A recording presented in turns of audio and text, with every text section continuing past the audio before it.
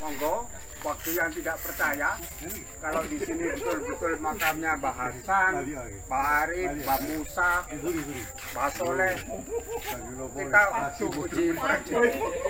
Atau dari yang membuat ini, ayo tes DNA. Saya sudah tes DNA. Baik dari Yesek, ada hasilnya, dari Family Tree, Texas, Amerika ada. Monggo, kalau memang mau uji forensik, kami siap datang. Assalamualaikum warahmatullahi wabarakatuh. Negeri ini seringkali terjebak di antara dua kutub ekstrim, antara keyakinan yang membutakan dan rasionalitas yang tergesa-gesa. Kasus pembongkaran makam di Winongan, Pasuruan, yang kini dilimpahkan penanganannya ke pemerintah kabupaten, memperlihatkan betapa rentannya ruang antara sejarah, mitos, dan kepentingan sosial. Langkah Polres yang menyerahkan perkara ini ke Pemkab sekilas tampak sebagai penyelesaian administratif, padahal yang dibutuhkan bukan sekadar penindakan atau pemindahan tanggung jawab, melainkan audit arkeologis dan dokumentasi filologis yang sistematis, agar publik mampu membedakan mana yang benar-benar warisan leluhur, dan mana yang sekadar simbol spiritual hasil konstruksi modern. Dalam konteks keilmuan, situs makam tidak bisa dilepaskan dari pendekatan arkeologi dan filologi.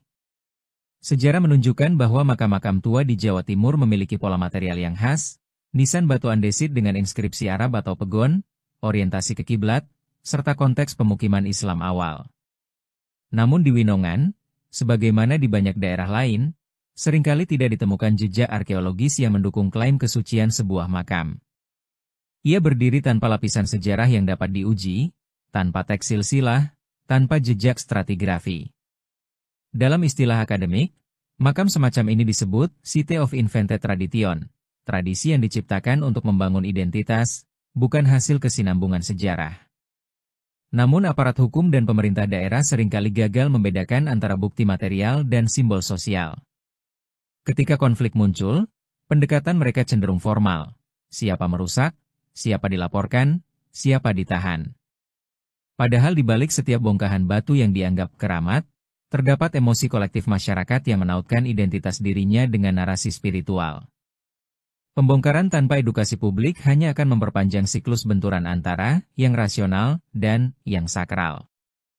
Disinilah pentingnya audit arkeologis dan dokumentasi filologis, sebagai jembatan antara sains dan kepercayaan, antara negara dan masyarakat. Kasus ini mengingatkan kita pada tragedi sosial di Tanjung Priok pada 2010. Kala itu, upaya pemerintah menertibkan area makam Mbah Priok berujung bentrokan berdarah. Padahal, secara historis dan administratif, jenazah asli Mbah Priok sudah lama dipindahkan ke TPU Semper sejak era kolonial, sementara situs lama di pelabuhan hanyalah simbol spiritual yang dijaga kelompok tertentu sebagai representasi kekuasaan sosial dan ekonomi.